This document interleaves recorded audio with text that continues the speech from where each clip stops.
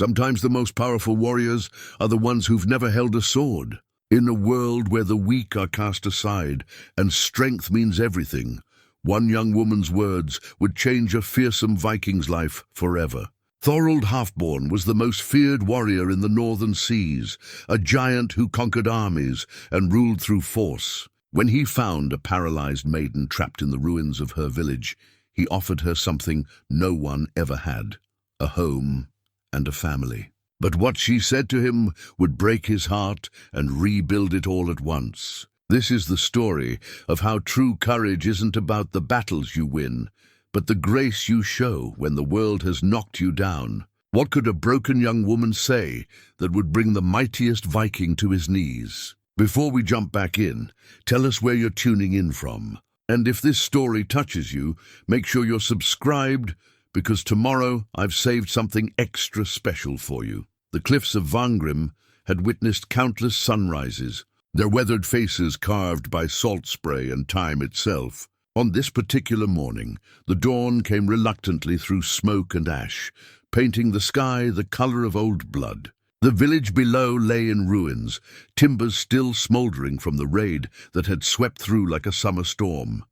Swift, merciless and absolute in its destruction, Thorald Halfborn stood among the wreckage, his massive frame casting a long shadow across the debris. At 6 feet and 8 inches, he towered above most men, his shoulders broad enough to bear the weight of kingdoms. His beard, streaked with premature silver despite his 35 years, caught the morning light like spun metal. The leather and mail that adorned his chest bore the scars of 100 battles, each mark a testament to his survival against impossible odds. They called him Halfborn for good reason. As an infant, he had emerged from his mother's womb blue and still, seeming more dead than alive. The village-wise woman had prepared the burial cloth when suddenly, impossibly, he had drawn breath and wailed with the fury of a winter gale.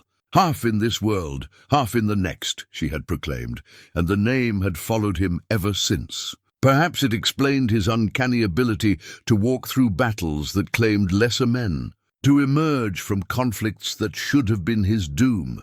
His reputation stretched from the fjords of Norway to the trading posts of Kiev. Kings sought his counsel, jarls paid for his sword, and enemies spoke his name in hushed whispers around their fires. He commanded 3 longships and 60 of the finest warriors the northern seas had ever known. Gold flowed through his hands like water, and his hall echoed with the songs of skalds who chronicled his deeds. Yet for all his wealth and renown, Thorald carried a solitude that ran deeper than any ocean trench. He had no wife to warm his bed, no children to carry his legacy forward. Battle had been his bride, conquest his only offspring.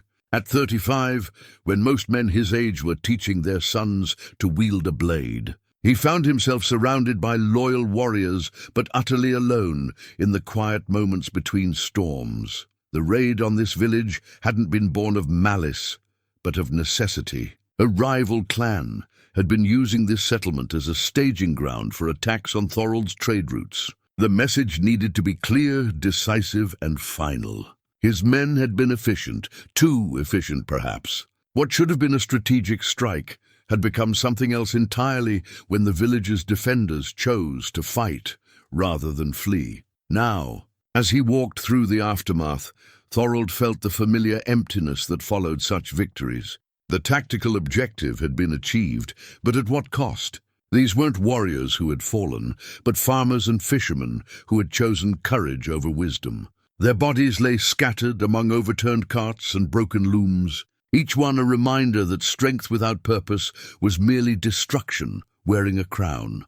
His lieutenant, Eric the Red-Handed, approached with measured steps. Eric had served at Thorald's side for 15 years, long enough to read the subtle shifts in his commander's mood. Where others saw only the implacable warrior, Eric recognized the man who sometimes stood at the prow of their ship in the deep of night, staring at stars as if seeking answers they couldn't provide. "The men have finished their sweep," Eric reported, his voice carrying the professional detachment of a seasoned raider. "No survivors found. The grain stores are burned, the livestock scattered. The message will be understood," Thorald nodded absently, his pale blue eyes continuing to scan the ruins. Something felt incomplete, unsettled, like a song with a missing verse. What of the hall? Collapsed when the roof timbers caught fire. The flames spread faster than anyone expected. Eric paused, following his commander's gaze toward the largest pile of debris. There's nothing left to claim, but Thorald wasn't looking for treasure or trophies. Something else drew his attention, a sound so faint it might have been the wind singing through broken rafters. He raised his hand for silence, and Eric immediately stilled. The other warriors, recognizing the gesture, ceased their conversations and turned expectant faces toward their leader. There it was again. Not quite a voice, not quite a whisper, but something unmistakably human. Thorald moved toward the collapsed hall with surprising grace for a man of his size, each step deliberate and careful. The sound seemed to emanate from beneath a massive oak beam that had once supported the roof. The timber was easily twice the width of a man's body, charred black but still intact enough to crush whatever lay beneath it. "Help me move this," he commanded.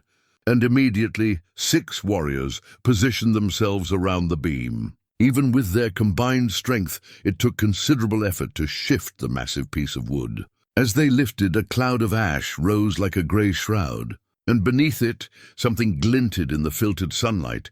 It was a silver pendant, delicate and finely crafted, depicting Freya with her falcon feather cloak spread wide. The pendant rested against pale skin that bore the grime and soot of the fire, but remained unmarked by flame. As Thorald's eyes followed the chain upward, he found himself looking into a face that would haunt his dreams for years to come. She appeared to be perhaps 20 summers, with hair the color of wheat at harvest and eyes like storm clouds over deep water. But it wasn't her beauty that stopped Thorald's breath. It was the absence of fear in her gaze. Where others might have shown terror or pleading, she regarded him with a steady composure that spoke of inner steel. Her lips were pale, but set in a line of quiet determination, and when she spoke, her voice carried neither tremor nor submission. "You're too late if you've come for my father's gold," she said, her words clear despite the circumstances. "The flames took it all." Thorald knelt beside her, his massive hands moving with surprising gentleness as he examined the heavy beam that had pinned her lower body. The timber rested across her legs, just below the knees, and from the angle and her stillness, he suspected the worst. Yet she showed no sign of pain, only a watchful alertness that seemed to catalogue his every movement. "What is your name?" he asked, his deep voice softer than it had been in years. "Sina Eriksdottir," she replied, and there was pride in the way she spoke it, as if the name itself was a shield against whatever fate awaited her. "And you are the one they call Halfborn." It wasn't a question. Even trapped and injured, she possessed the keen awareness of someone who had learned to read danger in all its forms. Thorald found himself oddly impressed by her composure. By the way, she had turned their first exchange into something approaching conversation, rather than the desperate pleading he might have expected. "Your father," Thorald began. "Dead," she interrupted, though not unkindly, "along with my brothers and most everyone else who chose to fight rather than run. They died believing they were protecting something worth dying for." Her gaze flickered toward the pendant at her throat. Perhaps they were right. The pendant seemed to catch more light than it should, as if it held some inner radiance. Thorald had seen enough religious artifacts to recognize true craftsmanship when he encountered it, but this piece possessed something more, a sense of purpose, of meaning beyond mere decoration. The image of Freya seemed almost alive in the dancing light, her falcon cloak ready to bear its wearer aloft. "The beam," Sina said, drawing his attention back to her predicament. "I can't feel my legs." "I suspect they're broken, perhaps beyond repair." She spoke of it with the same matter-of-fact tone she might use to comment on the weather. But Thorald caught the slight tightening around her eyes that betrayed the fear she refused to voice. He examined the timber more closely, noting how it had fallen at an angle that likely saved her life even as it trapped her. A few inches higher, and it would have crushed her entirely. A few inches lower, and she might have escaped unharmed. Instead, she was caught in that terrible space between death and freedom, alive but forever changed. "We can lift it," he said finally. "My men are strong enough. And then what?" The question carried no bitterness, only genuine curiosity. Where does a crippled woman go when her family is dead and her village burned? What place is there in this world for someone who can no longer walk? The questions hung in the air between them like smoke from the dying fires. Thorald had no ready answers, but something in her steady gaze demanded honesty rather than empty reassurances. Here was a mind that had already grappled with hard truths, a spirit that sought reality over comfort. As he looked at her, really looked, Thorald saw something that had been missing from his life without his realizing it. Here was courage without bravado, strength without posturing. Here was someone who faced the end of her world with dignity intact. Who asked hard questions because she deserved honest answers. For the first time in years, Thorald Halfborn felt the stirring of something beyond conquest and gold. This broken young woman, trapped beneath the debris of her former life, had somehow managed to make him see the emptiness in his own existence with startling clarity. The thought formed slowly, like ice crystals on a winter morning, but once it took shape, it felt inevitable. Perhaps fate had brought him here not to deliver a message to his enemies, but to receive one himself. The decision came to Thorald like a blow from an unseen hammer, sudden and irrevocable. As he knelt beside Sina in the ash and rubble, watching her face the destruction of everything she had ever known, with unwavering composure, something fundamental shifted in the bedrock of his being. Here was a strength he had never encountered in all his years of warfare. Not the brutal force that drove men to conquer and kill, but something infinitely more profound. "Eric," he called without taking his eyes from Sina's face. "Bring the men!" "We lift this beam carefully." His lieutenant approached with 4 warriors, their expressions curious but disciplined. They had seen their commander make battlefield decisions that seemed impossible, only to watch him prove that impossible was merely another word for unprepared. But this felt different. There was something in Thorald's voice that spoke of more than tactical necessity. "On my count." Thorald positioned himself at the beam's heaviest point, his hands finding purchase on the charred wood. "Lift with your legs, not your backs. Her life depends on our steadiness." The 6 men coordinated their efforts, raising the massive timber with practiced precision. As the weight lifted from her body, Sina's composed mask flickered for just an instant, revealing the pain she had been holding at bay. Her legs lay at unnatural angles, clearly broken in multiple places, but she made no sound beyond a sharp intake of breath. Once the beam was clear, Thorald knelt beside her again, his battle-trained eyes assessing the damage with clinical detachment. Both legs showed obvious fractures, and from their positioning and her earlier admission of numbness, he suspected damage that would never fully heal. In this harsh world, such injuries were often seen as a merciful quick death postponed. "The breaks are severe," he said quietly, his honesty as gentle as he could make it. "Even with the best healing, you may never walk as you did before." Sina nodded, having already reached the same conclusion. "I know." Her voice remained steady, though her knuckles were white where her hands gripped the ash-covered ground. "So what happens now? Do you finish what the beam began? It would be a kindness, perhaps." The suggestion hit Thorald like a physical blow.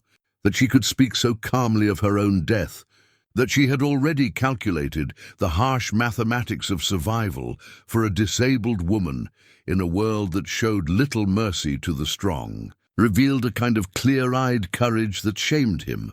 "No," he said, the word emerging with surprising force. "There will be no quick endings here."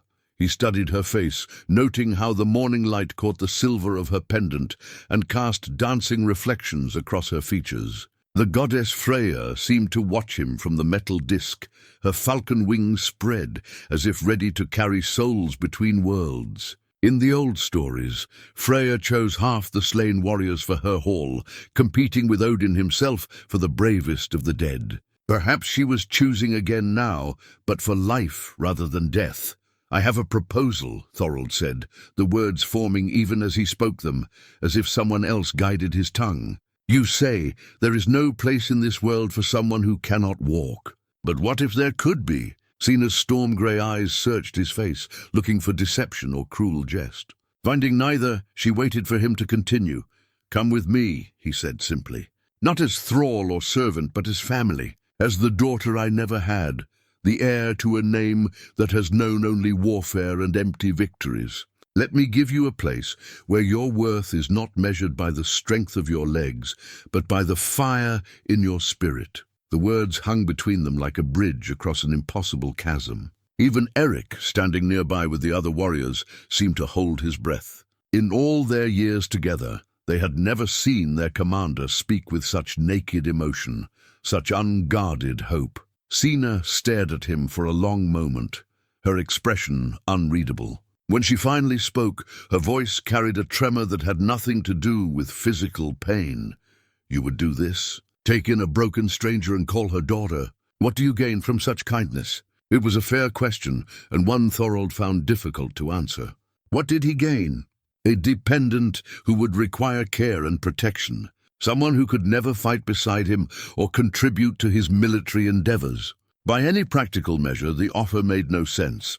Yet as he looked at her, really looked at the person beneath the dire circumstances, he began to understand. Here was someone who had faced the complete destruction of her world and emerged with her dignity intact. Someone who could speak of terrible truths without flinching, who could contemplate her own mortality with the same courage warriors brought to battle. "Perhaps," he said slowly, "I gained the chance to learn what true strength looks like." The admission cost him something to make, revealing a vulnerability he rarely acknowledged even to himself. For all his victories and reputation, Thorald had begun to suspect that his understanding of power was fundamentally incomplete. He could conquer armies and claim territories, but he had never learned to build anything that lasted beyond the next season's campaigning. Sina's hand moved slowly to her pendant, her fingers tracing the delicate lines of Freya's image. "And if I cannot be the daughter you hope for? If my injuries prove more burden than blessing? Then we will find a way forward together," Thorald replied. "I have spent my life surrounded by men who call me lord and leader, yet I have been alone in ways that matter. You have lost everything, yet you face that loss with more grace than I have shown in years of victory. Perhaps we both have something to learn." The honesty in his words seemed to surprise them both. Thorald had built his reputation on certainty, on making decisive choices without visible doubt. Yet here he was, revealing his own uncertainties to a woman he had known for mere minutes, offering to reshape his entire life based on nothing more than instinct and the recognition of kindred strength. "There would be conditions," Sina said finally, her voice barely above a whisper. "I will not be anyone's charity case or pretty broken thing to pity. If you take me in, it must be because you see value in who I am, not sympathy for what I have lost." "Agreed," Thorald said immediately. "And my own condition, that you give me the chance to prove that family can be chosen as well as born, that bonds of respect can run deeper than those of blood."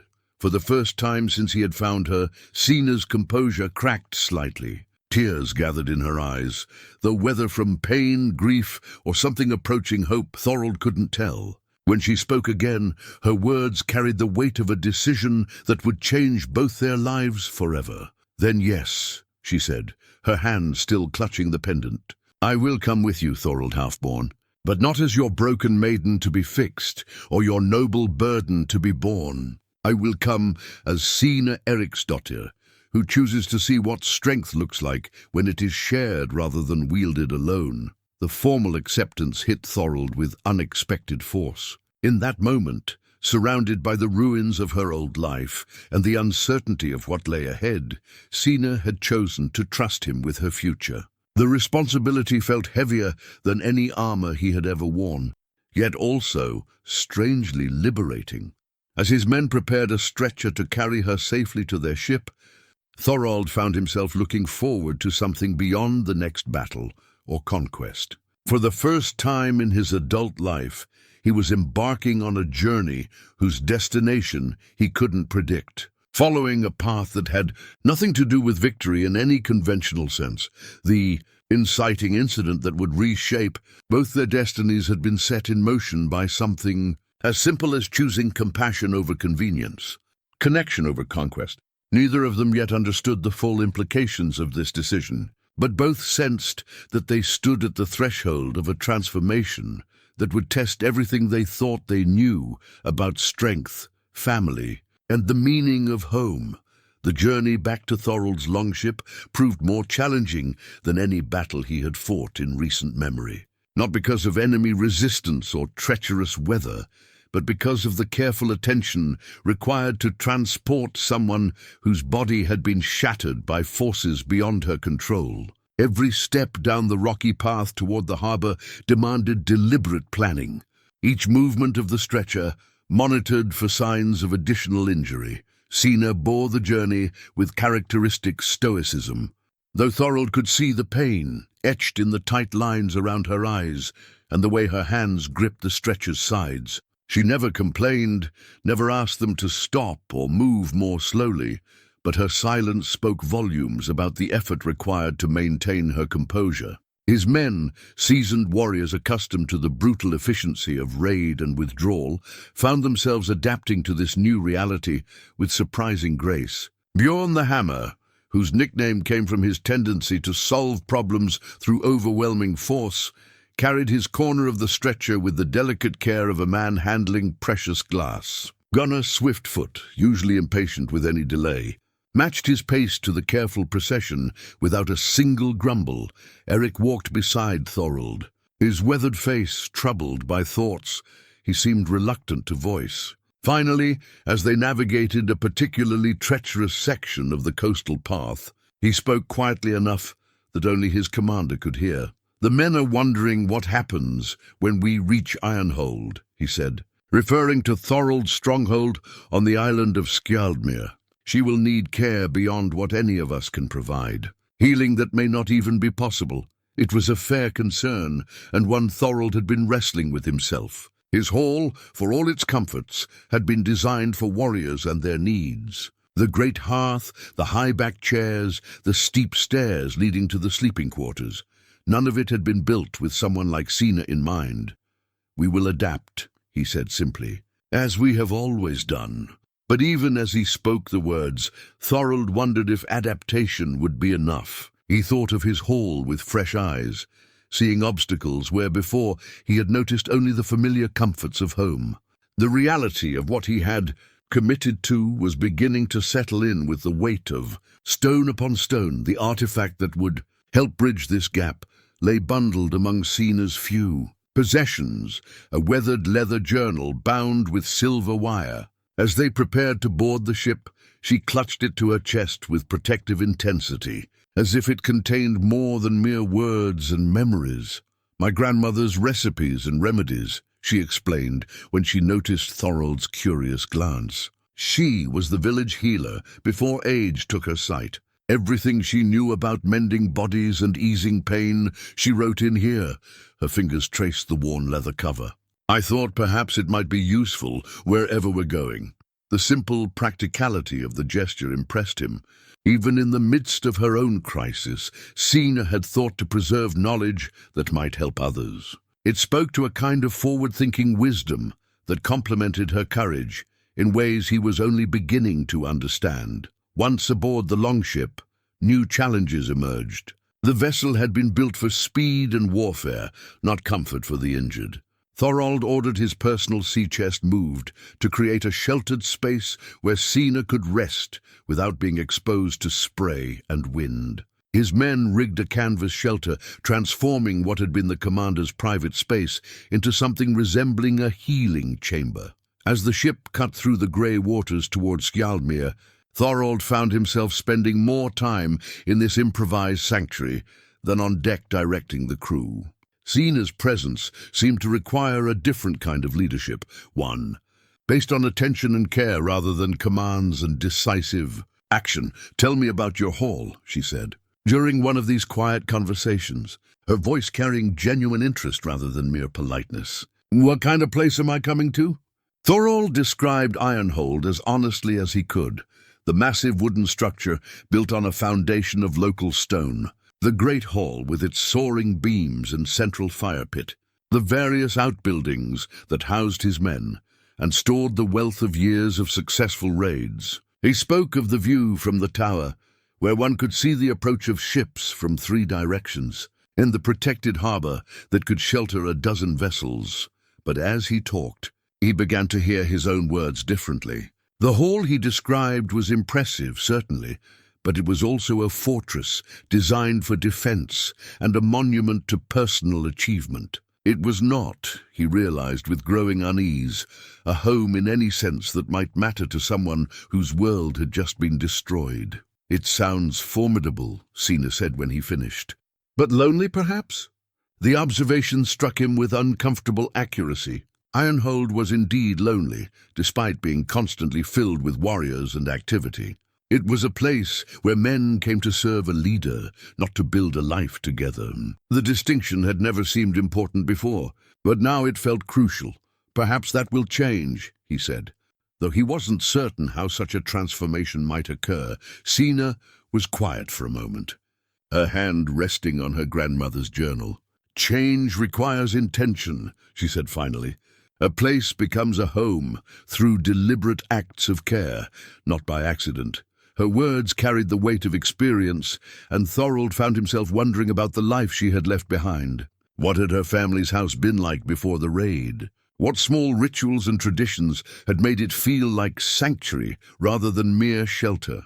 As if reading his thoughts, Sina began to describe her childhood home, not its physical structure, which had been modest by any measure, but the ways her family had filled it with meaning. Her father's habit of telling stories by the fire each evening, her mother's skill at turning simple meals into celebrations, the way her grandmother's healing work had made their door a beacon of hope for anyone in need. "We weren't wealthy," she said, "but we were rich in ways that mattered. Every room held memories, every corner had a purpose beyond mere function."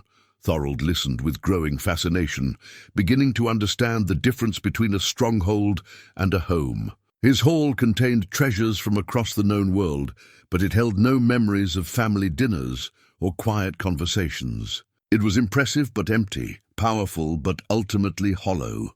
The conversation was interrupted by a shout from the lookout. Skjaldmir had come into view. As they approached the familiar coastline, Thorald felt a mixture of anticipation and apprehension, unlike anything he had experienced returning from previous voyages. This homecoming would be different, marked by the beginning of something entirely new, rather than the continuation of familiar patterns. Standing at the prow as the harbor drew near, he realized that bringing Sina to Ironhold was only the first step in a much larger transformation. The real challenge would be learning how to build something worthy of being called home, how to create a place where broken things could heal and new forms of strength could flourish. Behind him, he could hear Sina asking Eric quiet questions about the island's layout and the people who lived there.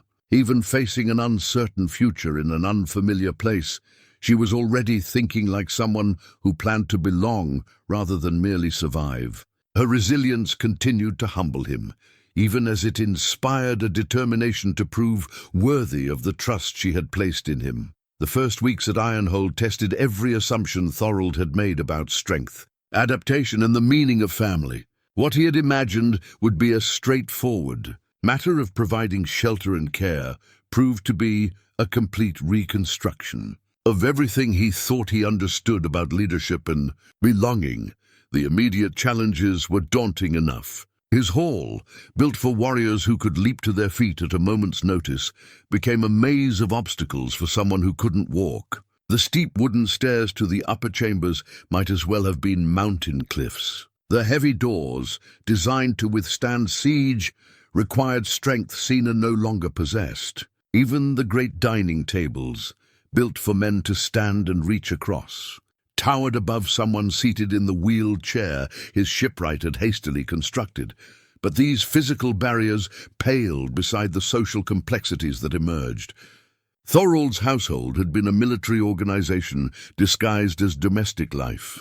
His men ate when he commanded, slept when duties permitted, and spoke when spoken to. The rhythms of the hall followed the patterns of campaign and conquest, with little room for the slower cadences of healing and genuine relationship. Into this harsh efficiency came Signa, carrying with her not just physical needs, but expectations of what family meant. She had been raised in a home where meals were shared, conversations rather than fuel stops, where evenings were filled with stories and gentle laughter rather than strategic planning and weapon maintenance. The collision of these two worlds created friction that neither Thorald nor his men had anticipated. The artifact that began to bridge this gap was Signa's wooden weaving loom, a beautifully crafted piece her father had made for her 16th birthday. Eric and Bjorn had carried it from the ruins of her village, along with the few other possessions they could salvage. At first, Thorald had seen it merely as a way to keep Signa occupied during the long hours of recovery. He hadn't anticipated how dramatically it would change the character of his haul. The loom required a dedicated space with good light, and room for the careful work of creating cloth from thread. After several unsuccessful attempts to fit it into corners of the existing rooms, Thorald finally ordered a small chamber built specifically for Signa's use. The process of designing and constructing this space forced him to think in entirely new ways, not about defense and display, but about comfort and function for someone whose needs differed from his own. As the room took shape under the skilled hands of his carpenter, something unexpected happened. Other members of the household began contributing ideas and labor. The shipwright suggested a window positioned to catch the morning light. The cook offered to share techniques for maintaining proper humidity to prevent the wood from cracking. Even the gruffest warriors found themselves invested in creating something beautiful rather than merely functional. When the loom was finally assembled and Signa began her work, the soft, rhythmic sound of weaving became a new heartbeat for the hall. Men who had lived their entire adult lives, surrounded by the harsh sounds of metal and conflict, found themselves drawn to the gentle music of thread, moving through thread. They would invent excuses to pass by the weaving room, drawn by something they couldn't quite name. Signa, for her part, seemed to understand the deeper currents at work. Rather than retreating into solitary craftsmanship, she left her door open and welcomed the curious visitors who appeared with increasing frequency. She taught young Olaf, barely 16 and newest to Thorald's service, how to set up the warp threads. She showed grizzled Harold, veteran of 30 battles, the patterns hidden in what had seemed like random colored threads, but it was her conversations with Thorald that revealed the most profound changes taking place. As autumn deepened toward winter, their evening talks by the fire became a ritual that neither acknowledged but both cherished. These weren't the strategic discussions that typically filled Thorald's nights, but something entirely different: explorations of memory, hope, and the possibility of building something neither had experienced before. "Your men are changing," Signa observed one evening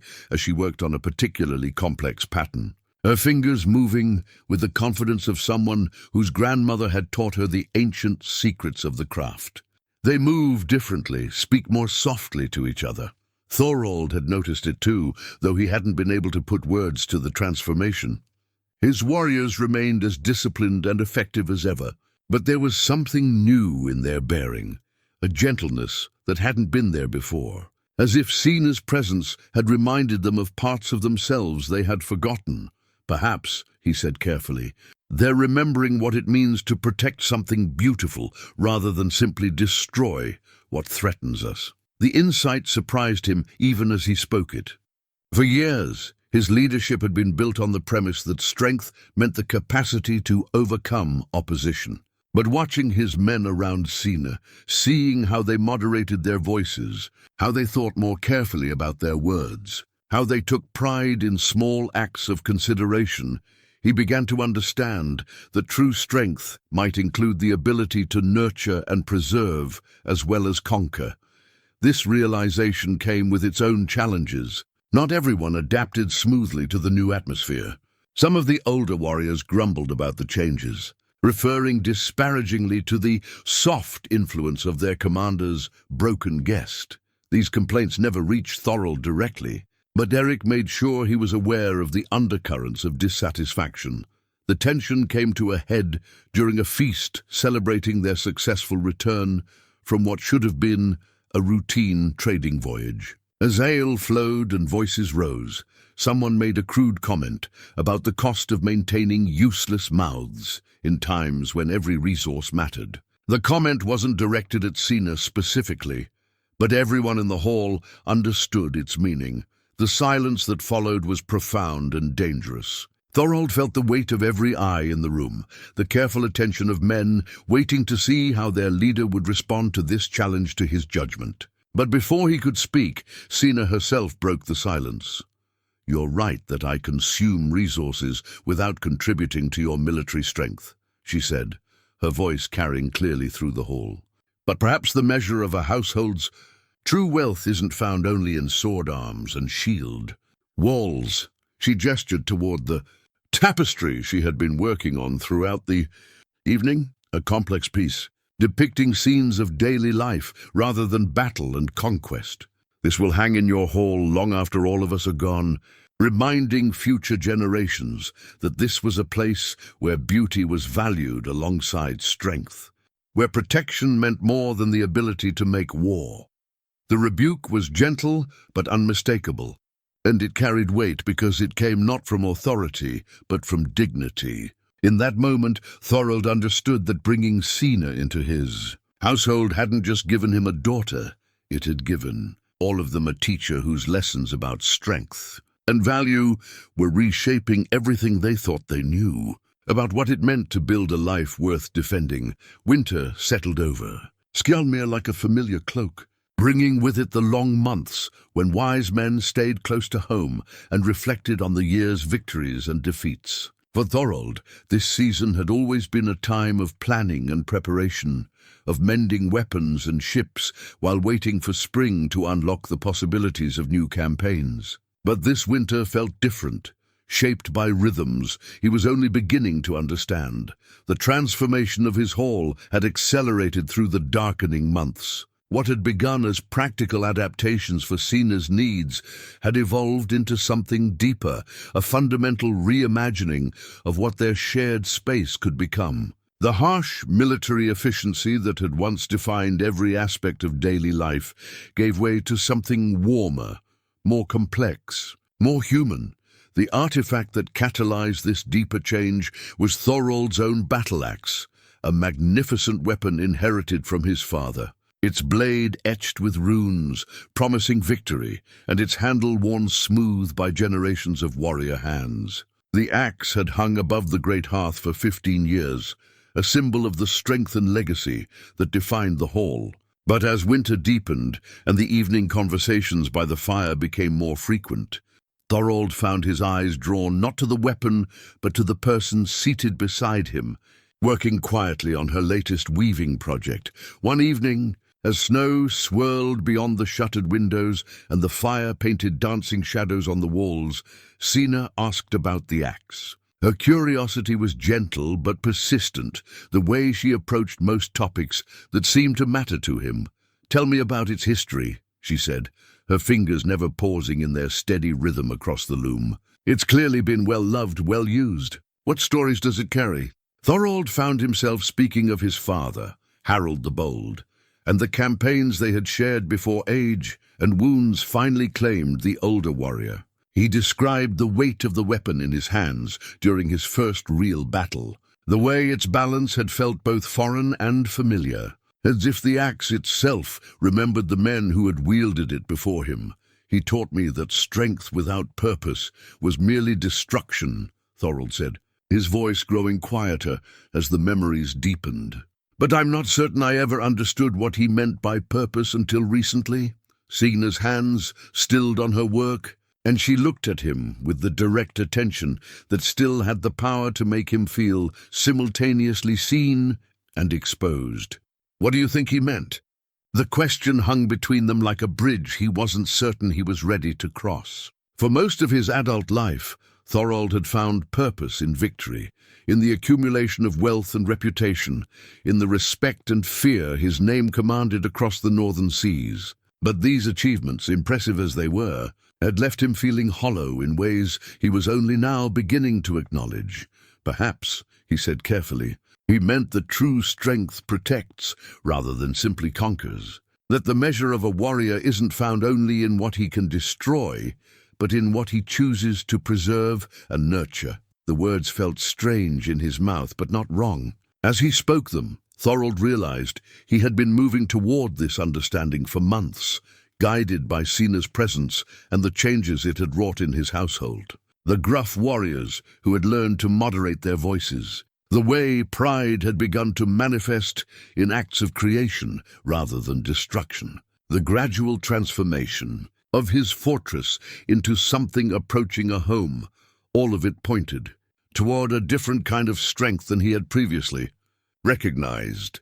This growing awareness brought its own challenges. Word of the changes at Ironhold had begun to spread among the other jarls and chieftains who comprised Thorald's network of allies and rivals. Some viewed his apparent softening with concern, questioning whether the feared warrior was losing the edge that had made him valuable as an ally and dangerous as an enemy. These concerns materialized in the form of Ragnar Bloodaxe, a fellow chieftain whose own reputation rested on brutality and single-minded pursuit of wealth. Ragnar arrived at Ironhold during the depths of winter, ostensibly for the kind of strategic discussion that had been common between them for years. But his true purpose became clear during the first evening's feast, when his gaze lingered on Signa with undisguised calculation.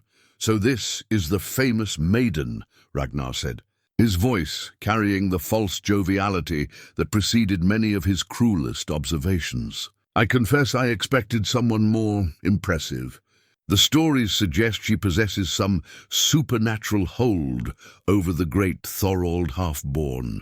The comment was designed to provoke, to test the boundaries of this new dynamic Ragnar couldn't understand. Around the hall, conversations quieted as men waited to see how their host would respond to this challenge to his judgment and authority. Sina, for her part, met Ragnar's scrutiny with the same composed dignity she had shown in every difficult moment since Thorald had found her in the ruins. "I'm afraid the stories have been greatly exaggerated," she said pleasantly. "I possess no supernatural powers, only an appreciation for different forms of strength than those typically celebrated in warrior halls." Different forms of strength? Ragnar's laugh was harsh and dismissive. "What strength can be found in broken legs and women's work? What value does weakness bring to a household built on conquest?" The silence that followed was electric with tension. Thorald felt the familiar surge of rage that had fueled so many battlefield victories, the desire to answer insult with overwhelming force. But before he could act on that impulse, Sina spoke again, her voice carrying a quality that commanded attention without demanding it. "Perhaps the same value that wisdom brings to raw power," she said, still working calmly at her loom despite being the center of hostile attention. "The ability to see beyond immediate gratification to longer-term consequences. The skill to build things that last beyond a single season's. Campaigning," she gestured toward the tapestry taking shape beneath her hands, a complex work depicting not scenes of battle but moments of daily life. Family gatherings, acts of care and protection that spoke to different values than those Ragnar represented. "Your warriors fight magnificently," she continued, addressing Ragnar directly now. "But what do they fight for? What do they return to when the campaigns end? What legacy do they leave beyond the memory of violence?" The questions hung in the air like challenges thrown down in a formal duel. But these were challenges to assumptions rather than strength, invitations to think rather than react. Around the hall, Thorald could see his men grappling with concepts they had never been asked to consider, weighing their own motivations against this unexpected perspective.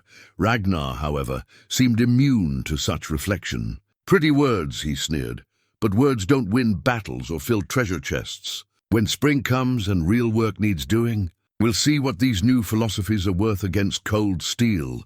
The threat was implicit, but unmistakable. And Thorald found himself facing a choice that would define not just his own future, but the direction of everything he had been building with Sina's guidance. The old response would have been swift and decisive, strength meeting strength until one side yielded. But the new understanding growing within him suggested that some challenges required different kinds of courage to face. The confrontation with Ragnar cast a shadow over the remaining winter months that no amount of firelight could dispel. His departure came with promises of renewed contact when the seas opened for spring sailing. But everyone understood the underlying message. Thorald's transformation had not gone unnoticed among his peers, and not all of them approved of what they saw. In the weeks that followed, Thorald found himself wrestling with doubts that cut deeper than any blade. Had his commitment to Sina truly made him weak? Was the gentleness growing within his hall a sign of wisdom, or evidence that he was losing the edge that had kept his people safe and prosperous? The questions haunted his sleep and shadowed his days, creating an inner turmoil that even his closest companions could sense.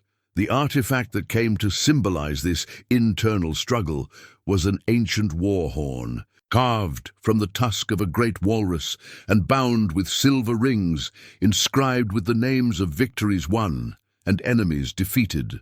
The horn had belonged to his grandfather, and before that, to the first chieftain of their line to claim these islands. For generations, it had called men to battle and announced the triumphant return of successful raids. Sina discovered it one morning while exploring the storage chambers beneath the hall, her wheeled chair allowing her access to spaces she hadn't previously been able to reach. She brought it to Thorald with curiosity rather than reverence, running her fingers over the intricate carvings and asking about the stories they represented. "It's magnificent," she said, studying the silver rings with their catalogue of martial achievements. "But also heavy with expectation, isn't it? All these victories demanding to be surpassed, all these ancestors watching to see if their descendants measure up to their legacy." Her observations struck him with uncomfortable accuracy. The horn represented not just family history, but the weight of perpetual warfare, the endless cycle of raid and revenge that had defined his people for generations. Looking at it through Sina's eyes, Thorald began to see it differently, not as a symbol of noble heritage, but as evidence of a trap his family had been caught in for centuries. My grandfather used to say that the horn knew the difference between necessary wars and wars born from pride, Thorald said, taking the ancient instrument from her hands. He claimed it would only sound truly clear when blown for the right reasons. "And have you tested his theory?" Sina asked, her grey eyes meeting his with that direct attention that always seemed to see more than he intended to reveal. The question opened wounds Thorald hadn't known he carried. In all his years of warfare, he had blown the horn countless times, to rally his men, to signal attacks, to announce victories. But had he ever truly considered whether the reasons were right? How many of his campaigns had been born from necessity versus pride, from genuine threats versus the simple desire to maintain his reputation? "Perhaps that's why it has felt heavier each year," he admitted. "Perhaps it knows what I'm only now beginning to understand, that some victories cost more than they're worth." This conversation marked a turning point in their relationship, shifting it from patron and dependent towards something approaching true partnership. Sina began sharing more of her own past, revealing depths of experience and wisdom that her youth and circumstances had previously hidden. She spoke of watching her grandmother work as the village healer, learning that true power often lay in knowing when not to act, when to let natural processes unfold rather than forcing solutions through intervention. "Healing requires patience," she said one evening as they sat by the fire, her hands working steadily at a new tapestry that seemed to grow more complex each day. "The body knows how to mend itself if given the right conditions and enough time. But if you try to force the process, if you're too eager to see immediate results, you often cause more damage than you cure." Thorald found himself applying this philosophy to his own situation, wondering if the changes in his hall might be part of a healing process that had been decades in the making. Perhaps his growing understanding of different forms of strength wasn't a weakness, but a maturation, a movement toward wholeness that had been interrupted by years of focusing solely on martial prowess. This internal reflection was complicated by external pressures that seemed to increase as winter gave way toward spring. Messages arrived from various allies and trading partners, all carrying similar undertones of concern about Thorald's apparent withdrawal from the more aggressive aspects of seasonal raiding. Some were diplomatically worded inquiries about his plans for the coming campaigning season. Others were more direct warnings about the dangers of appearing weak in a world that respected only strength. The most troubling message came from Jarl Eriksson of the Outer Islands, a longtime ally whose support had been crucial during several difficult campaigns. Eriksson's letter was brief and carefully neutral, but it carried an unmistakable subtext. Other chieftains were questioning Thorald's reliability, and those questions were beginning to affect the delicate balance of alliances that kept the peace among the various factions. They're watching for signs of weakness. Eric reported during one of their private strategy sessions. Ragnar's visit seems to have stirred up doubts that were already simmering beneath the surface. Some are wondering if the great Thorald Halfborn has gone soft, if his commitment to warfare has been compromised by domestic concerns. The irony wasn't lost on Thorald. In trying to build something more meaningful than military reputation, he had potentially undermined the very foundation that allowed him to protect what he valued most. The strength he had discovered through Sina's influence, the capacity for gentleness, the appreciation for beauty, the understanding that true power included the ability to nurture. These qualities were seen as vulnerabilities by those who knew only the language of conquest. Yet even as these external pressures mounted, Thorald found his resolve strengthening rather than weakening. The months with Sina had shown him possibilities he had never imagined, glimpses of what life could become when it included more than the endless cycle of preparation for war and recovery from battle. The warmth that had grown within his hall, the subtle changes in his men's behavior, the sense of building something lasting rather than simply maintaining what already existed. These were achievements that mattered in ways gold and reputation never could.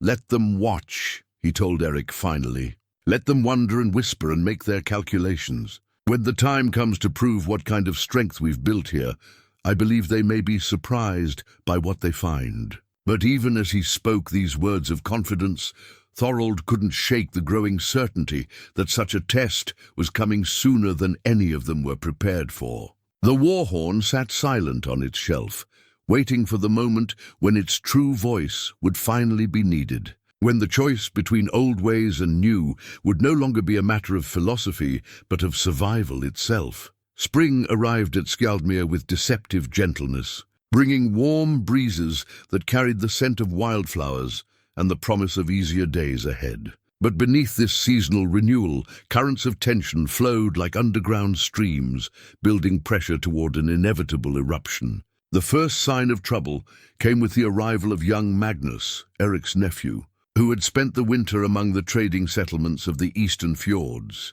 Magnus brought news that chilled Thorald's blood despite the warming weather. A confederation of rival chieftains, led by Ragnar Bloodaxe and supported by several of Thorald's former allies, was forming with the explicit purpose of testing what they called his weakened resolve. They had spent the winter months spreading rumors about his decline, painting his newfound gentleness as evidence of a warrior past his prime, no longer worthy of the respect and fear his name had once commanded. But the true shock came when Magnus delivered the final piece of intelligence he had gathered. The Confederation wasn't planning a direct assault on Ironhold. They were targeting the coastal settlements that fell under Thorald's protection, villages whose tribute and loyalty formed the foundation of his wealth and influence. The strategy was brutally clever: force. Thorald to choose between abandoning his peaceful transformation to defend his holdings or watch his power crumble as his protected settlements fell to other lords. They've calculated everything carefully. Eric reported grimly as he and Thorald studied maps of their territory by lamplight. If we respond with traditional force, we prove their point that all our talk of change was meaningless. If we don't respond, we lose the respect and loyalty that keeps our enemies at bay. The dilemma cut to the heart of everything Thorald had been grappling with throughout the long winter months. How could he protect what mattered without becoming the very thing he was trying to move beyond? How could he demonstrate that strength could include gentleness without appearing weak to those who understood only the language of violence? It was Sina who provided the key insight that would transform their understanding of the entire situation. She had been listening quietly to their strategic discussions, her hands never ceasing their work on what had become her most ambitious tapestry yet, a massive piece depicting the cycle of seasons on Skjaldmere, showing how the island's character changed and adapted while remaining fundamentally itself. "You're thinking about this wrong," she said suddenly, her voice cutting through their increasingly frustrated debate. "You're accepting their definition of the problem, trying to solve it within the framework they've created. But what if there's another way entirely?" Thorald looked up from the maps, struck by the certainty in her tone. "What do you mean?" Sina set down her weaving and moved her chair closer to the table, studying the marked locations where attacks were expected. "They're counting on you to react as the old Thorald would have, either with overwhelming force or with apparent weakness. But what if the new understanding you've gained suggests a third option?" She traced routes on the map with her finger, connecting the threatened settlements in patterns that revealed something neither Thorald nor Eric had initially noticed. These villages, they're not just sources of tribute and loyalty. They're communities filled with people who have their own strengths, their own knowledge, their own capacity to protect themselves if given the right support. The observation sparked a memory that hit Thorald like lightning. Among Sina's possessions, recovered from the ruins of her village, was a simple but ingenious artifact, a bronze message tube that had belonged to her father, used for coordinating defense among the scattered farming settlements of their region. The tube was designed to carry coded warnings that could be quickly passed from village to village, allowing isolated communities to unite against threats too large for any single settlement to handle. "Your father's message system," Thorald said, understanding dawning in his voice. It wasn't just about warning of attacks. It was about creating unity among communities that appeared separate. Sina smiled, the expression transforming her face in ways that reminded Thorald why his men had come to treasure her presence in their hall. Exactly. He understood that true strength often comes from connection rather than domination, from empowering others rather than simply imposing your will. The bronze tube, small and seemingly insignificant among the treasures of Ironhold, suddenly represented a completely different approach to the crisis they faced. Instead of choosing between traditional warfare and apparent weakness, Thorald could offer the threatened villages something unprecedented, genuine partnership in their own defense, combined with the knowledge and resources to make that partnership effective. Over the next several days, a new strategy took shape that surprised everyone involved in its planning. Rather than mobilizing his warriors for conventional raids, Thorald would divide them into small groups that would travel to each threatened village not as conquerors or protectors, but as teachers and partners. Each group would carry knowledge of fortification, communication systems, and coordinated defense tactics that could transform scattered farming settlements into a network of mutually supporting strongholds. The plan required a fundamental shift in thinking for warriors accustomed to solving problems through direct application of superior force. But as Thorald explained the strategy to his men, he could see understanding dawn in their eyes. They would still be using their military expertise, but in service of building something stronger and more lasting than temporary victory. "This isn't retreat or weakness," he told the assembled warriors in the Great Hall. Cena's tapestry hanging behind him like a banner depicting new possibilities. This is evolution.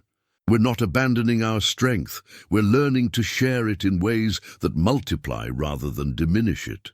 Eric, ever practical, raised the obvious concern. And when Ragnar and his confederation arrive, expecting traditional battle, and find fortified villages supported by trained defenders, Thorald's smile held both warmth and steel. Then they'll discover that some forms of strength are harder to defeat than others. They'll face not one target, but a dozen.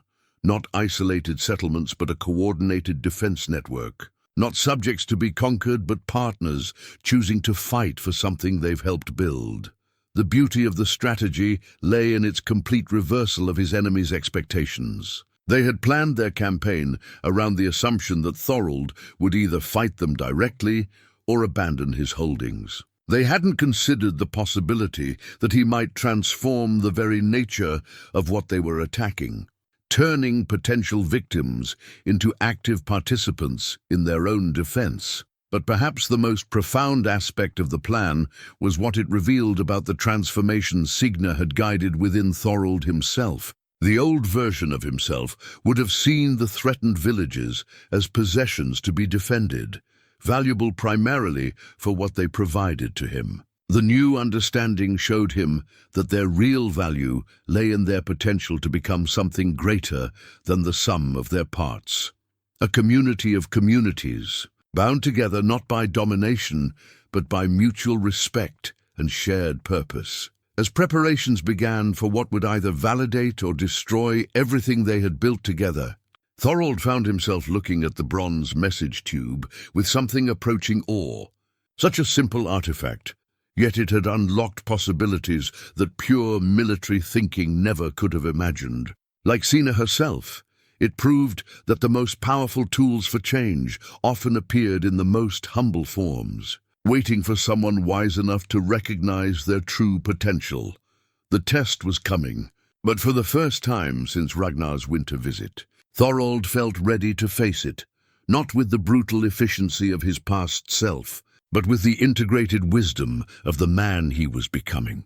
The war horn might remain silent, but other voices would soon be raised in defense of a vision that transcended the simple arithmetic of conquest and submission. The preparations for what Thorald had privately begun, calling the great teaching, consumed every waking hour of the weeks that followed. Unlike the familiar rhythms of preparing for traditional warfare, the sharpening of blades, the repair of armor, the stockpiling of provisions, for siege or raid, this new endeavor required skills and resources that challenged his household in unprecedented ways. The great hall of Ironhold transformed into something resembling a craftsman's workshop crossed, with a war council chamber. Tables that had once held maps marking enemy positions now displayed detailed drawings of fortification designs adapted for farming communities. Where weapons had once been tested and maintained, groups of warriors now practiced teaching techniques, learning how to pass on their knowledge of defensive tactics to people who had never held anything more dangerous than a scythe. The artifact that became central to these preparations was Cena's collection of her grandmother's teaching stones, smooth river rocks inscribed with symbols representing different aspects of healing, protection, and community wisdom. Her grandmother had used them to help villagers remember important lessons about herb lore, seasonal preparations, and the subtle signs that warned of coming troubles. Now Cena adapted this ancient teaching method to help Thorald's warriors organize and communicate the military knowledge they would be sharing. Each stone represented a different aspect of community defense: fortification, communication, coordination, supply management, and the psychological preparation necessary for people to believe they could successfully protect themselves. As the warriors studied these stones and the concepts they represented, something remarkable happened. Men who had spent their entire adult lives thinking only about how to attack began developing genuine appreciation for the more complex art of teaching others to defend. It's harder than fighting, admitted Bjorn the Hammer during one evening planning session. his massive hands holding one of the teaching stones with surprising delicacy. In battle, you only need to worry about your own actions and reactions. But teaching, you have to understand not just what needs doing, but how to help someone else understand it in ways that make sense to their experience. This observation sparked broader conversations about the nature of strength and leadership that would have been unthinkable in the old culture of the hall. Warriors began sharing their own stories of learning, remembering the masters who had first taught them swordwork, archery, or seamanship.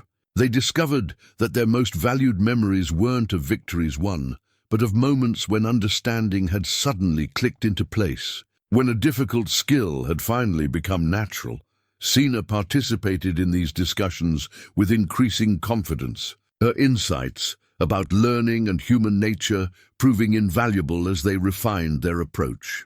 She helped them understand that people learned defensive skills differently than they learned crafts, that the fear accompanying thoughts of violence could either paralyze or motivate, depending on how it was channeled. Fear is like fire, she explained to a group gathered around her teaching stones. Uncontrolled, it destroys everything it touches, but properly contained and directed, it provides the energy needed for difficult tasks. The trick is helping people transform their fear of being helpless into determination to become capable.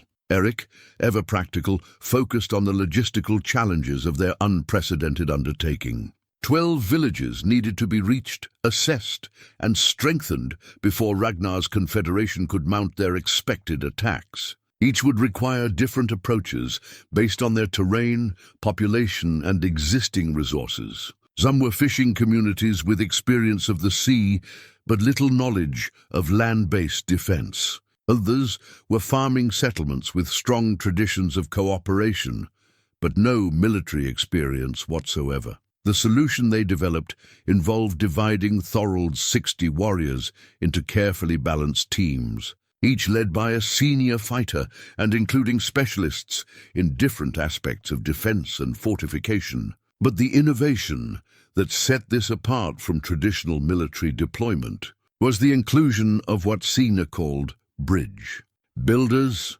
warriors specifically chosen for their ability to communicate with civilians and adapt military concepts to non-military situations. Young Olaf, who had shown remarkable aptitude for understanding Sina's weaving techniques, found himself assigned as a bridge builder, despite having the least combat experience of anyone in the hall. His initial protests were gently overruled by Thorald, who had begun to understand that different kinds of courage were needed for different challenges. "You have something most of us lack," Thorald explained to the young man. "You can see possibilities where others see only problems. You can imagine ways to adapt and improve, rather than simply maintain what already exists. These villages need someone who can help them envision a future where they're not victims waiting for rescue, but partners in their own protection." As the teams finalized their preparations and began departing for their assigned villages, a new artifact emerged that would prove crucial to the entire enterprise. Thorald's own traveling chess set, carved from walrus ivory and ebony, which he had carried on campaigns for years without truly appreciating its deeper significance. The game had always been a way to pass time during long voyages, but now he began to see it as the perfect metaphor for the kind of thinking their new strategy required. Unlike the straightforward aggression of traditional raiding, their current approach demanded the chess player's ability to think multiple moves ahead, to anticipate responses and counter-responses, to understand how individual actions contributed to larger patterns of cause and effect. More importantly, chess required players to protect and coordinate different kinds of pieces, each with their own strengths and limitations, working together toward a common goal.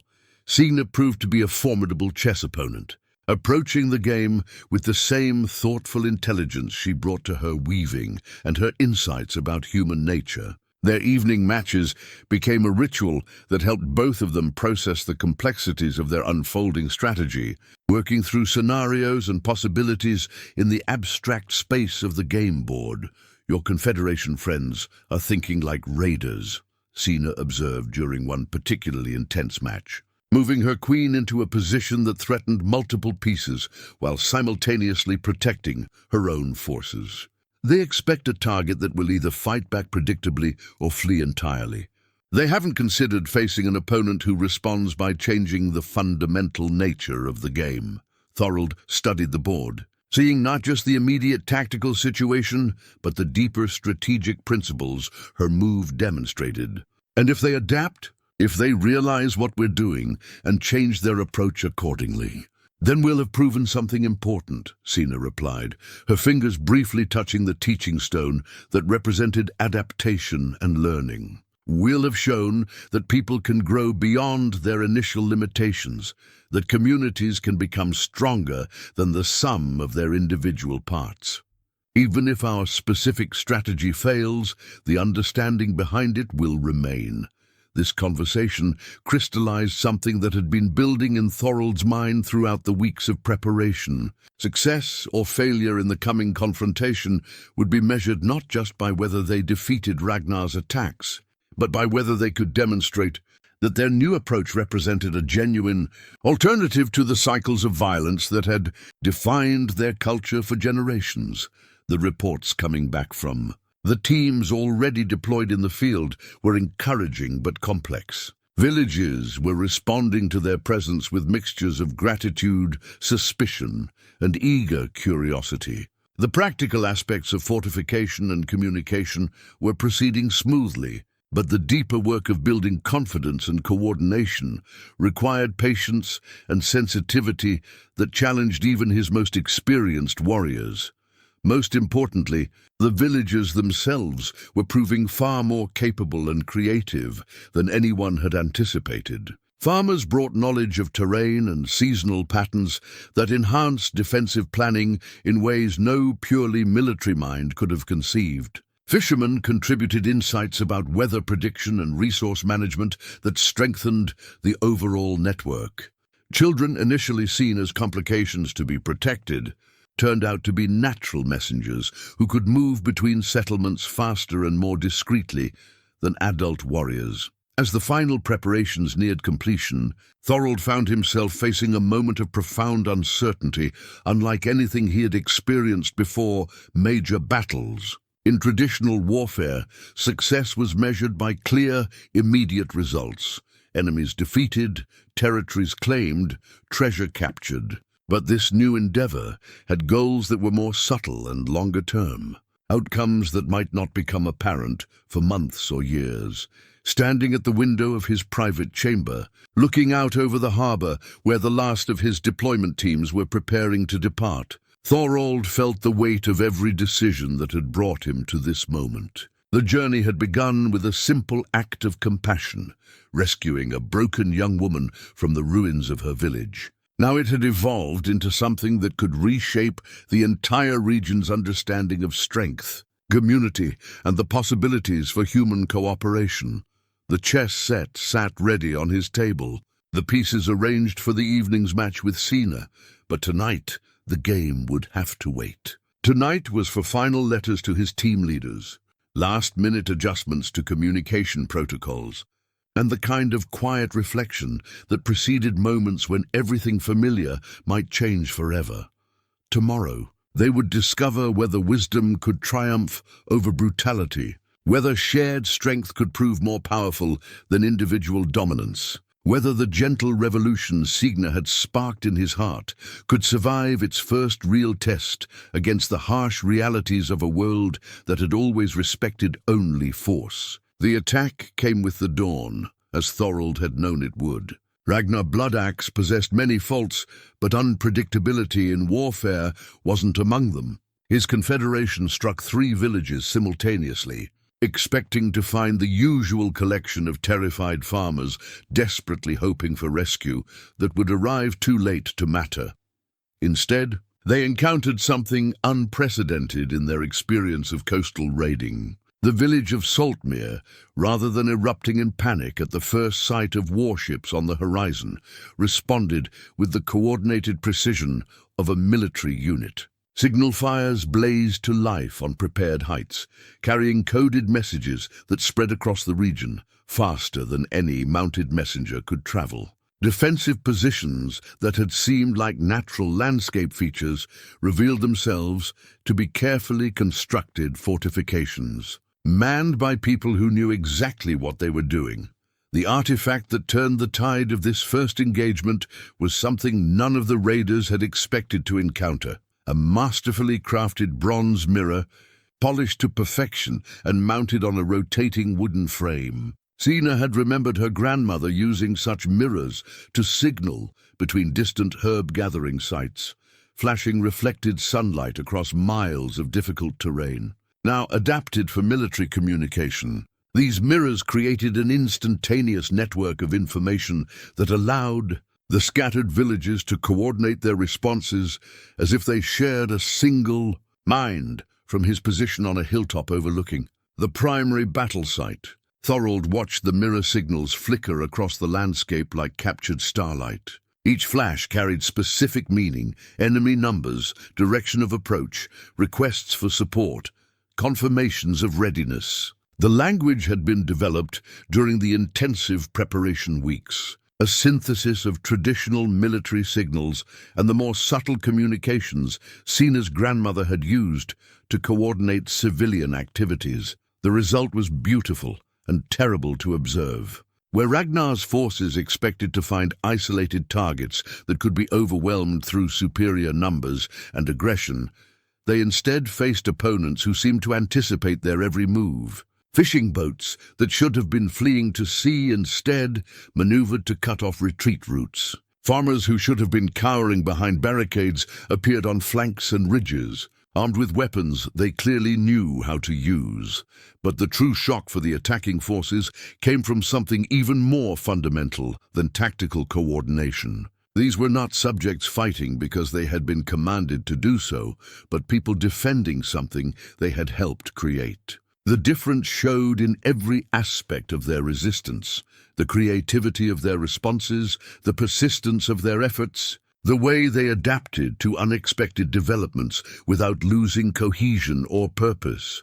Young Olaf, positioned with the Saltmere defenders, proved that Thorald's faith in different kinds of courage had been justified. When the raiders attempted to outflank the main defensive position by approaching through what they assumed was unguarded marshland, they found themselves facing a trap that only someone intimately familiar with the local terrain could have designed. Olaf had worked with the village children to create false paths that led directly into boggy ground, while the real routes remained hidden and heavily defended. The sight of seasoned warriors being outmaneuvered by teenagers and farmers clearly shook the attacking forces' confidence. These were men accustomed to victories achieved through overwhelming superiority in weapons and training. Finding themselves matched or exceeded by opponents they had dismissed as negligible, challenged their fundamental assumptions about how conflicts were supposed to unfold. Eric, commanding the response at Thornwick Village, demonstrated how traditional military expertise could be enhanced rather than replaced by the new cooperative approach. His years of battlefield experience proved invaluable, but so did his recent education in the art of inspiring confidence rather than simply commanding obedience. The villagers fought not as subordinates following orders, but as partners in a shared enterprise they understood and believed in. The bronze mirrors continued their silent conversation across the hillsides, creating a web of awareness that allowed the defenders to respond to threats before they fully materialized. When Ragnar attempted to concentrate his forces for an overwhelming assault on what appeared to be the weakest position, the mirrors carried warnings that allowed defenders to reinforce that location without exposing others to successful attack. By mid-morning, it became clear that something unprecedented was occurring. The raiders, despite their superior numbers and equipment, found themselves being systematically outfought by people who should have been easy victims. More importantly, their ability to intimidate through reputation and fear had been completely negated by opponents who refused to be afraid. From his observation post, Thorald could see Ragnar's personal standard moving between the various attack points, the Confederation leader clearly struggling to understand why his carefully planned assault was failing so dramatically. The old strategies that had worked for generations were proving inadequate against defenders who had learned to think and fight in entirely new ways. The morning's battles were far from over, and Thorald knew that Ragnar would adapt his tactics as the reality of the situation became clear. But already something profound had been proven. The strength they had built through patience, teaching, and cooperation had proven itself against the traditional approaches that had dominated warfare for centuries. The mirror signals continued to flash across the landscape, carrying news of small victories and tactical adjustments, binding together a community of communities that was discovering its own power in the crucible of genuine testing. By afternoon, Ragnar Bloodaxe had regrouped his forces and was approaching the situation with the grim calculation of a commander who finally understood the nature of his opponent. The morning's defeats had stripped away his initial assumptions about easy victory, replacing them with a more dangerous determination to succeed through whatever means necessary. The Confederation's new strategy abandoned the multi-pronged attacks that had failed so spectacularly. Instead, Ragnar concentrated his remaining forces into a single overwhelming assault aimed directly at the heart of the defensive network, the village of Millhaven, where the main communication center had been established. His reasoning was brutally simple: destroy the coordination that made the scattered settlements so effective, and they would revert to being isolated targets that could be defeated individually. Thorald watched this development through reports carried by the Mirror Network, understanding immediately both the tactical soundness of Ragnar's new approach and the terrible danger it represented. Millhaven held not just the central communication post, but also the field hospital, where wounded defenders from all the morning's battles had been brought for treatment. More importantly, it was where Sina had positioned herself. Serving as the overall coordinator for the communication network, she had helped design the artifact that would prove decisive in this final confrontation. Was unexpected. A simple wooden staff that Sina's grandmother had used as a walking stick, carved with spiraling patterns that represented the cycles of growth and renewal. Sina had carried it from the ruins of her village, not for its practical use, since her wheeled chair eliminated her need for walking support, but as a connection to the woman who had taught her that healing and protection were different aspects of the same fundamental power. Now, as enemy forces gathered for what promised to be an overwhelming assault on Millhaven, the staff took on new significance.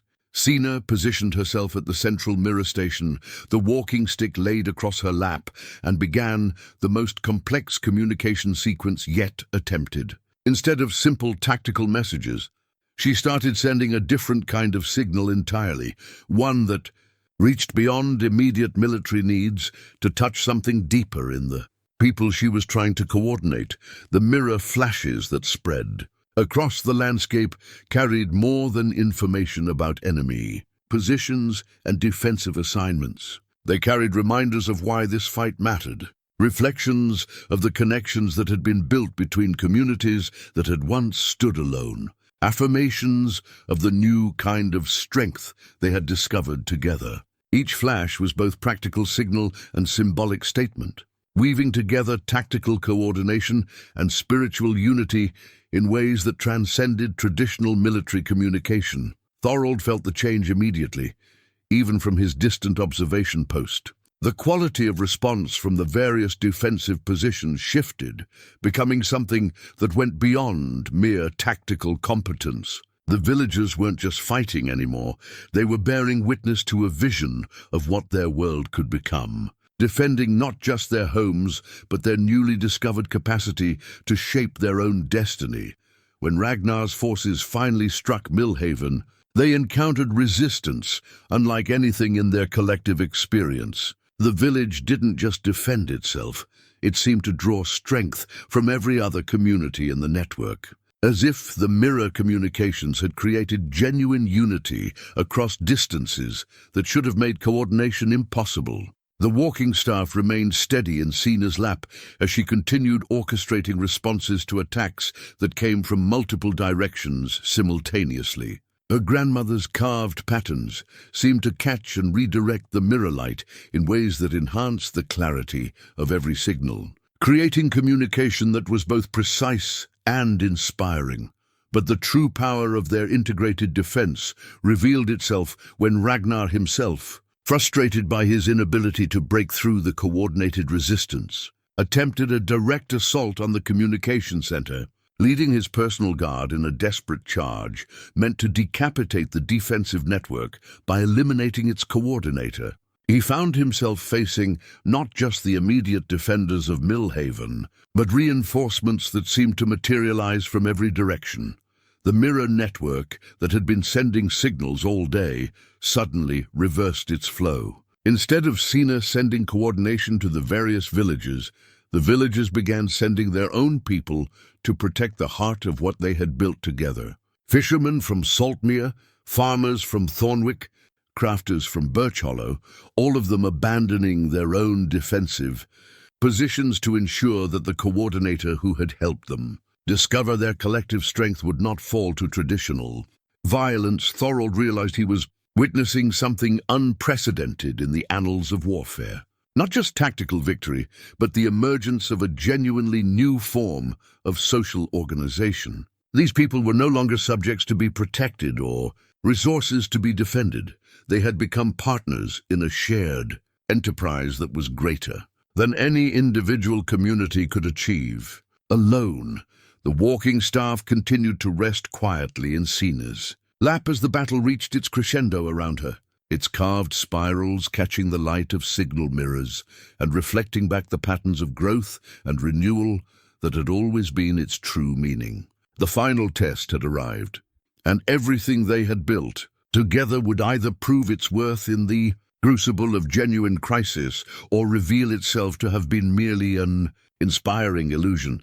The moment of ultimate confrontation came not with clashing steel or thunderous war cries, but with something far more profound, a choice that would define the future of everyone present. As Ragnar Bloodaxe and his remaining warriors found themselves surrounded by defenders who had converged from every corner of the network, the Confederation leader finally understood the full magnitude of what he was facing. These were not subjects cowering before superior force, but people who had discovered their own power and chosen to use it in defense of something beautiful.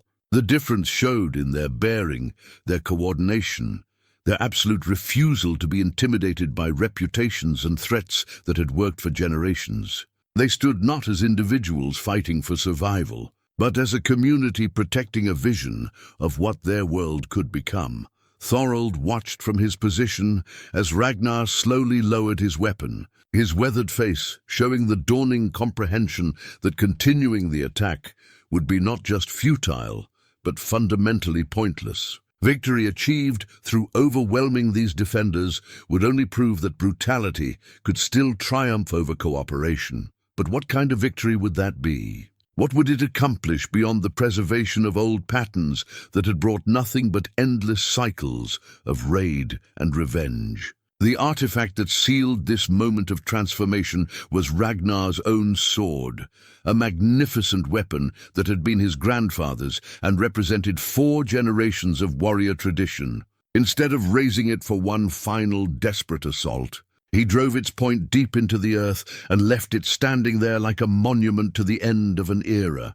"I yield," he said, his voice carrying clearly across the assembled defenders. Not to superior force, but to superior understanding. The words hung in the air like morning mist, transforming everything they touched. Round the battlefield, weapons were lowered as both attackers and defenders grappled with the implications of this unprecedented conclusion. Wars were supposed to end with victory and defeat, not with recognition and transformation. Signa, still positioned at her communication center with her grandmother's walking staff across her lap, began sending the final series of mirror signals, not tactical updates this time, but messages of celebration and invitation. The flashes that raced across the landscape carried news that the threat had ended not through destruction of enemies, but through their conversion into potential allies.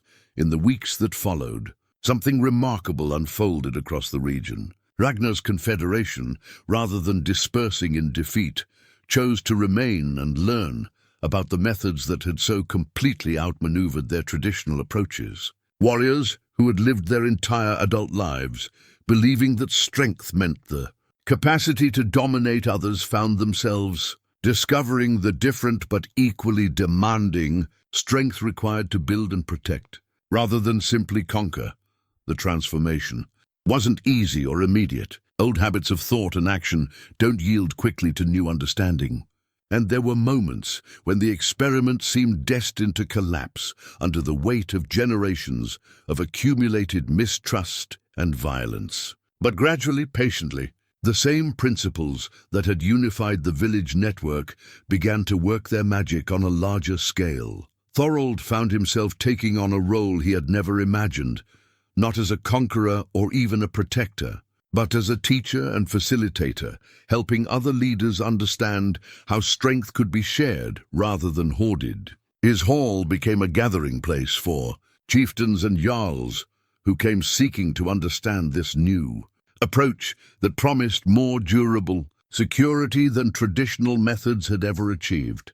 The bronze message tube that had sparked their initial strategy became the prototype for a communication network that eventually spanned the entire northern coast. Villages that had once stood isolated and vulnerable discovered they could coordinate not just for defense, but for trade, resource sharing, and the kind of mutual support that made individual communities stronger than they had ever been alone.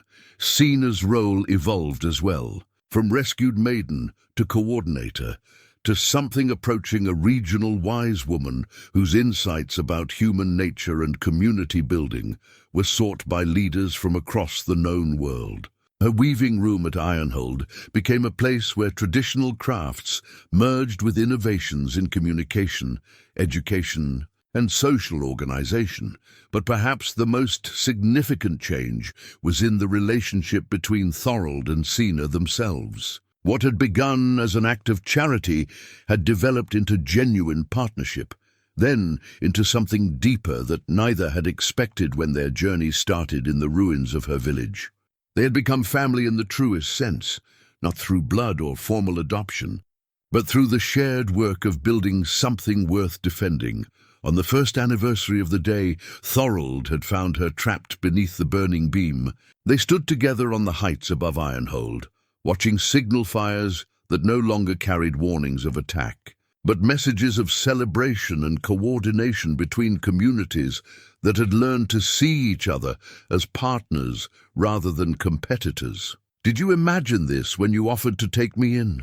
Sina asked, her hand resting on the walking staff that had become her symbol of office as the region's chief coordinator. Thorald considered the question seriously, looking out over a landscape that had been transformed not through conquest but through the patient work of helping people discover their own capacity for greatness. "I imagined I was rescuing someone who needed help," he said finally. "I never imagined I was the one who would be rescued." The sunset painted the sky in shades of gold and rose, illuminating a world where strength had found new definitions, where protection meant empowerment rather than domination, and where a broken maiden and a fearsome warrior had discovered that the most powerful bonds are those chosen rather than inherited. In learning to see each other as whole rather than damaged, they had helped an entire region understand that true strength comes not from the ability to impose one's will, but from the wisdom to help others discover their own power. The story had ended where it began, with recognition of strength in unexpected forms, but everything had changed in the space between beginning and conclusion. They had proven that with patience, wisdom, and the courage to imagine new possibilities, even the most entrenched patterns of violence and domination could be transformed into something beautiful.